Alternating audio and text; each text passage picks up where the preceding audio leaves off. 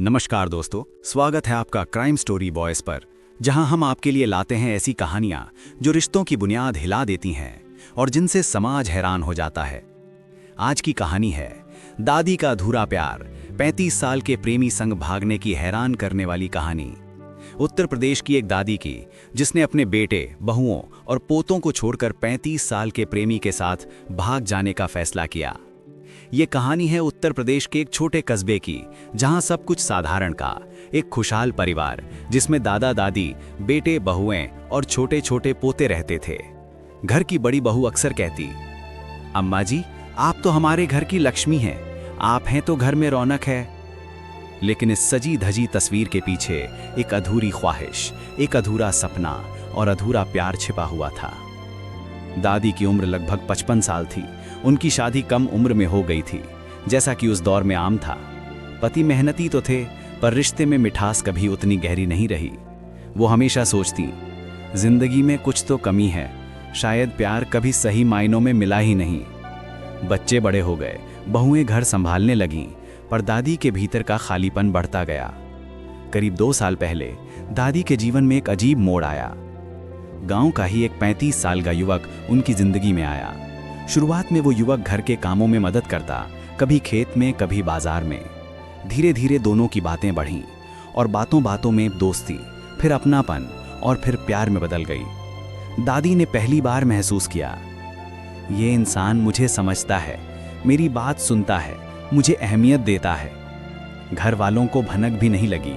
गांव की गलियों में, कभी नदी किनारे, कभी खेत की मेड़ पर दादी और युवक की मुलाकातें होने लगी।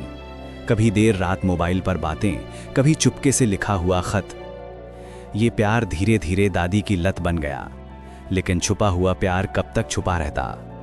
पड़ोस की औरतों ने दबी जुबान में बातें करना शुरू कर दी। अरे, ये तो वही है ना जिन्हें अम्मा जी रात को मिलने जाती हैं। 55 की उम्र में भी मोहब्बत, हाय राम। घर वालों तक खबर पहुंची। बेटे गुस्से से आग बबूला हो गए। अम्मा, ये क्या सुन रहे हैं हम, आपकी वजह से पूरा खानदान बदनाम हो जाएगा। पति तो और भी टूट गए।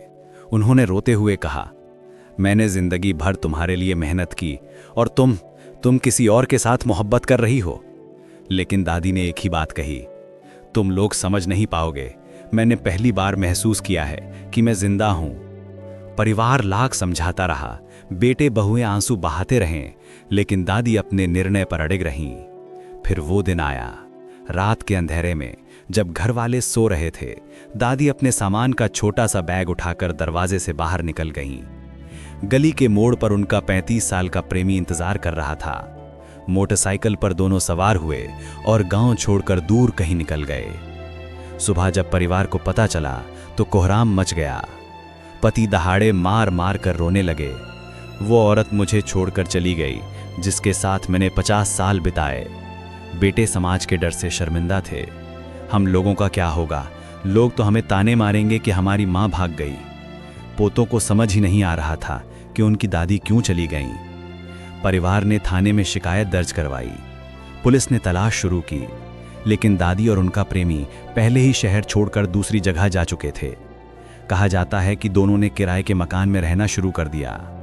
दादी अब नई जिंदगी जी रही थी, सजना संवरना, हंसना बोलना और खुलकर जीना। गांव के लोग दादी को कोसते रहे।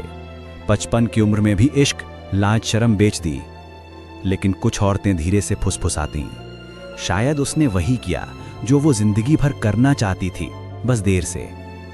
दोस्तों, ये कहानी सिर्फ एक औरत की नहीं है, ये सवाल है हमारे समाज का। क्या उम्र सिर्फ बच्चों की परवरिश और घर की जिम्मेदारी उठाने के लिए होती है?